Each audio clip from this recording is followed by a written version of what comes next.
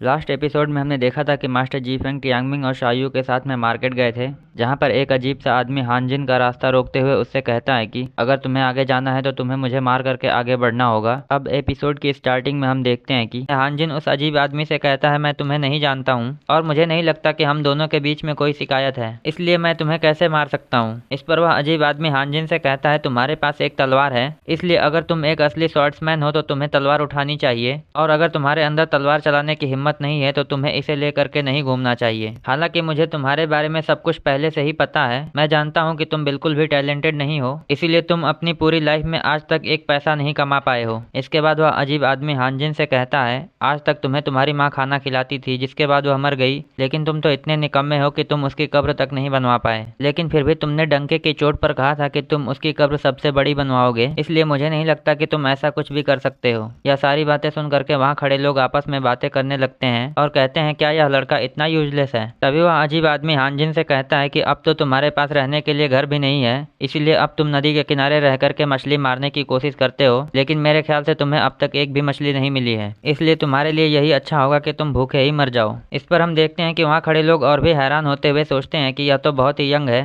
फिर आखिर में यह लड़का कोई जॉब क्यों नहीं कर लेता। इसके बाद हम देखते हैं कि वह अजीब आदमी काफी देर तक हानजिन का मजाक उड़ाता है, लेकिन हम देखते हैं कि हानजिन इतना सब कुछ सुनने के बाद भी बिल्कुल शांत होता है और कहता है कि मैं तो बस इस ब्रिज को क्रॉस करना चाहता था। इस पर वह अजीब आदमी हानजिन से कहता है, अगर तुम इस ब्रिज को क्रॉस करना चाहते हो तो तुम्हें अपनी तलवार निकाल करके मुझे मारना होगा, जिसके बाद तुम इस ब्रिज को क्रॉस कर सकते हो, नहीं तो इसके अलावा दूसरा रास्ता यह है कि तुम्हें मेरे सामने झुक करके घुटनों पर रेंगते हुए इस ब्रिज को क्रॉस करना होगा। यह सुन करके टियांगमिंग मास्टर जीफेंग से कहता है, यह तो जानबूझ करके लड़ाई करना चाहता है, इसने ऐसी शर्त रखी है कि कोई मानेगा ही नहीं। वहीं शायू कहता है कि मुझे नहीं लगता कि यह लड़का इतना स्ट्रांग है। तभी हम देखते हैं कि वह अजीब आदमी जानबूझ करके हानजिन को उकसाने लगता है, जिसके बाद अब हमें ऐसा लगता है कि अब हानजिन उससे लड़ाई करने ही वाला है, लेकिन तभी हम देखते हैं कि हानजिन बिल्कुल शांत होकर के कहता है, मैं तो बस इस ब्रिज को क्रॉस करना चाहता हूँ। इस पर वह अजीब आदमी कहता है, चाहे तुम कुछ भी करो तुम्हें मेरी शर्त माननी होगी। तब हम देखते हैं कि हानजिन शांति से अपने घुटनों पर आ जाता है, जिसे देख करके शायू और टियांगमिंग बिल्कुल ही हैरान हो जाते हैं। वहीं हम देखते हैं कि हानजिन उस आदमी के सामने अपने घुटनों पर रेंग करके आगे बढ़ने लगता है, जिस पर वह अजीब आदमी हानजिन का मजाक उड़ाते हुए कहता है, तुम तो एक कचड़े से भी बेकार आदमी हो। इस पर टियांगमिंग कहता है कि ऐसा लगता है इस लड़के के भीतर बिल्कुल भी हिम्मत नहीं है। तब मास्टर जीफेंग उसे बताते हैं कि शायद वह उतना कायर नहीं है जितना कि वह दिख रहा है।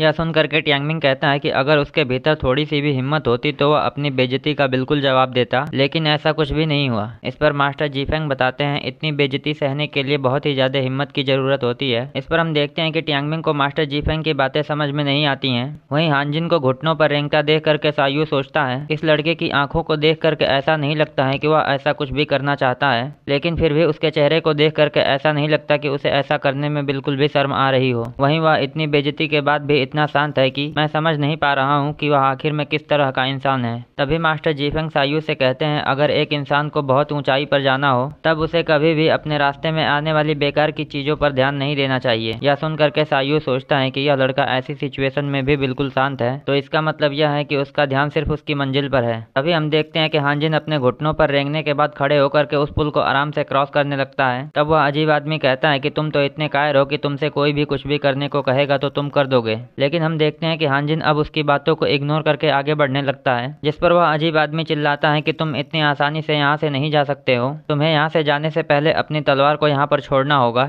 जिसके बाद ही मैं तुम्हें जाने दूंगा। इस पर हम देखते हैं कि हानजिन को उसकी बातों का कोई फर्क नहीं पड़ता है। तब वह अजीब आदमी गुस्से में आकर के अपनी तलवार निकाल करके हानजिन को मारने के लिए तैयार हो जाता है, जिस पर टियांगमिंग मास्टर जीफेंग से कहता है कि क्या हमें उसे बचाना चाहिए। लेकिन तभी हम देखते हैं कि हानजिन का ऑरा पूरी तरह से चेंज होकर के एग्रेसिव हो जाता है, जिसे मास्टर जीफेंग भी आसानी से महसूस कर लेते हैं। लेकिन तभी हम देखते हैं कि भीड़ में से कोई एक पर्सन अपना जूता निकाल करके उस अजीब आदमी को मार देता है, जिसकी वजह से वह आदमी उसी ब्रिज पर गोल गोल घूमने लगता है। वहीं टियांगमिंग चारों तरफ देखते हुए सोचता है कि आखिर में ऐसा किसने किया है। जिसके बाद हम देखते हैं कि हानजिन फिर से शांत होकर के चला जाता है, जिसके बाद टियांगमिंग कहता है, मैं तो हैरान हूँ किसी ने हानजिन को बचाने की कोशिश की। तभी हम देखते हैं मास्टर जीफेंग मास्टर चू ननगोंग को रिस्पेक्ट देते हैं, जिसके बाद टियांगमिंग भी उन्हें देख करके हैरान हो जाता है। इसके बाद टियांगमिंग कुछ बोलने की सोचता है, लेकिन तभी मास्टर जीफेंग उसे बीच में कहते हैं, तुम्हें इस टाइम सीनियर चू ननगोंग को रिस्पेक्ट देना चाहिए। तब हम देखते हैं कि टियांगमिंग मास्टर ननगोंग को रिस्पेक्ट देते हुए सोचता है, यह बुढ़ऊ तो उस दिन हमारे दुश्मनों के साथ आया था। तभी मास्टर ननगोंग कहते हैं, हाँ मैं वही बूढ़ा आदमी हूँ जो उस दिन तुम्हारे दुश्मनों के साथ आया था।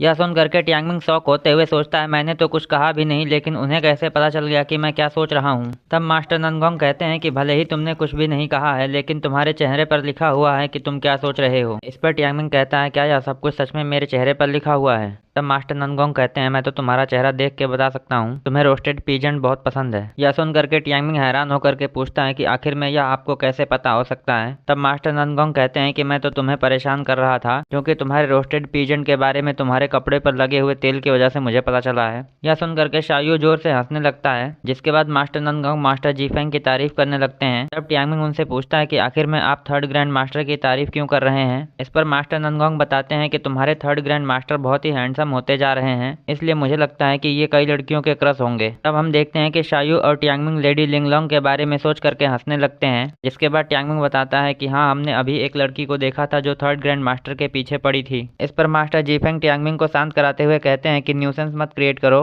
तभी मास्टर ननगोंग मास्टर जीफेंग से कहते हैं कि तुम उस लड़की को देख करके यहाँ तक भाग आए हो, इसलिए मेरे ख्याल से उसका असर तुम्हारे दिल पर बहुत भारी पड़ा है। यह सुन करके टियांगमिंग हंसते हुए कहता है, हाँ उस लड़की का वजन तो कुछ ज्यादा ही है। वहीं शायू मास्टर ननगोंग से पूछता है कि मेरे ख्याल से आपने ही हानजिन को बचाया था। इस पर मास्टर ननगोंग कहते हैं कि नहीं ऐसा कुछ भी नहीं है। तब मास्टर जीफेंग कहते हैं कि मेरे ख्याल से आपने हानजिन को नहीं, उस अजीब से आदमी को बचाया जो उसे परेशान कर रहा था। यह सुन करके शायू सोचता है कि वह पावरफुल एग्रेसिव ऑरा किसी और का नहीं हानजिन का था। वहीं मास्टर जीफेंग भी सोचने लगते हैं कि हानजिन का ऑरा इतना पावरफुल था, लेकिन फिर भी वह इतनी सफाई से गायब हो गया कि किसी को पता तक नहीं चला। इस पर मास्टर ननगोंग सायू से कहते हैं कि हानजिन अभी एक नया लड़का है, इसलिए तुम्हें उससे उलझना नहीं चाहिए। तब सायू उनसे पूछता है कि क्या आप उसे जानते हैं, इसीलिए आपने उसकी मदद की थी। इस पर मास्टर ननगोंग कहते हैं कि उसकी मदद में मेरा कोई हाथ नहीं था। यह सुन करके टियांगमिंग कहता है कि अगर आपने उसकी मदद नहीं की थी फिर किसने किया था। तब मास्टर ननगोंग अपना पैर दिखाते हुए कहते हैं कि मेरे ख्याल से उसकी मदद मेरे जूते ने की थी, और मुझे नहीं लगता कि एक जूते की कीमत एक लाइफ से ज्यादा है।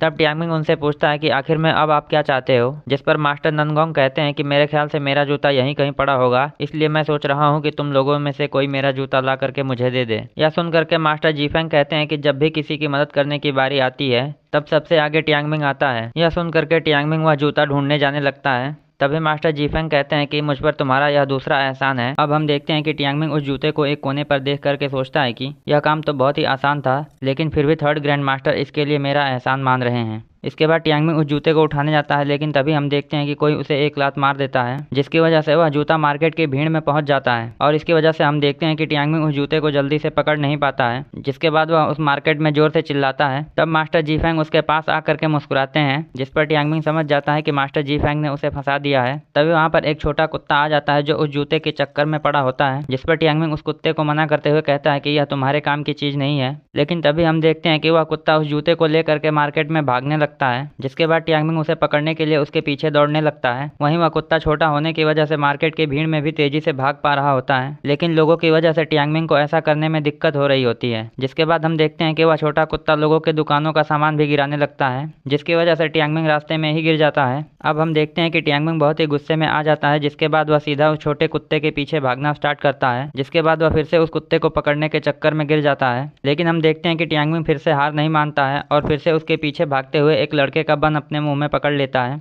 जिसके बाद वह पूरे मार्केट को परेशान करते हुए आखिर में उस कुत्ते को पकड़ लेता है, जिस पर वह छोटा कुत्ता भागने की कोशिश करता है। लेकिन हम देखते हैं कि टियांगमिंग उसे रोकने के लिए जोर से दबाने लगता है, जिस पर वहाँ खड़े लोग कहते हैं कि आखिर में यह लड़का किसके घर का है, या किसी जानवर को ऐसे कैसे ट्रीट कर सकता है। यह सब कुछ सुन करके टियांगमिंग उस कुत्ते को छोड़ देता है, जिसके बाद लोग उसका ड्रेस पहचान करके कहते हैं कि आखिर में यह कन्फ्यूशियन स्कूल का स्टूडेंट कैसे हो सकता है, इसके भीतर तो बिल्कुल भी तमीज नहीं है। तभी टियांगमिंग मास्टर ननगोंग का जूता देख लेता है, जिसके बाद हम देखते हैं कि वह जूता मास्टर ननगोंग ले करके टियांगमिंग को थैंक्स बोलते हैं। और वहीं हम देखते हैं कि टियांगमिंग की भागते भागते हालत खराब हो चुकी होती है, जिसके बाद हमारा एपिसोड यहीं पे एंड होता है। I hope you guys like this video and subscribe my channel. और अगर आपने लास्ट वीडियो ना देखा हो तो लेफ्ट वाली वीडियो पर क्लिक करके देख सकते हैं।